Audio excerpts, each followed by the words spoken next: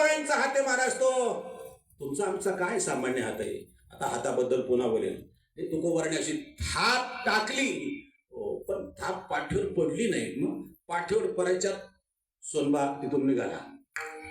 तुकाराम महाराजांनी डोळे उघडले. सोनबा हे काय? एवढ्या कौतुकाने मी तुझ्या पाठीवर थाप टाकल्याने तू गेला. कुठे गेला? कुठे गेला? सगळीकडे चर्चेचा विषय झाला. सोनबा कुठे गेला? रामेश्वर शास्त्री आले, म्हणले बघ काय झालं.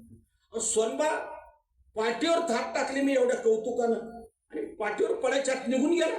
ही कसली पद्धत म्हणायची? रामेश्वर शास्त्री म्हणले थांबा, मी चौकशी करतो, मला घर माहिती आहे. सोनबाच्या घरी गेले. दार बंद. वाजवलं, दार उघडलं. सोनबा आहे घरात?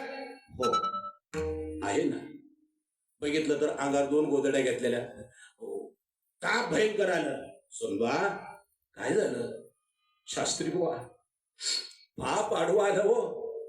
महाराजांचं कीर्तन माझ्या गावात आणि मी वाजवायला नाही, त्याच्यापेक्षा अजून कसलं पाप हवंय. तुका म्हणे नाड पाप ठाके ही ताड. चुकलं शास्त्री बाबा, काहीतरी पाप आडवालं. सोनबा अरे कसला पकवाज वाजवला. तुकाराम महाराजांनी तुला शबासकी म्हणून पाठीवर थाप टाकली. अरे ज्यांचा हात कोणाच्या अंगाला लागत नाही, तुझ्या पाठीवर थाप टाकली कौतुकानं, तू पाठीवर थाप टाकायच्या निघून आलास. सोनबा ठाकूर रडू लागला. शास्त्री भाऊ मला माफ करा, मी कीर्तनाला आलो नाही. इतका चांगला असतो तर नक्कीच आला असतो. मोठी माणसं समजदार असतात. रामेश्वर शास्त्रीच्या सगळा प्रकार लक्षात आला आणि सांगितलं सोनबा तब्येतीची काळजी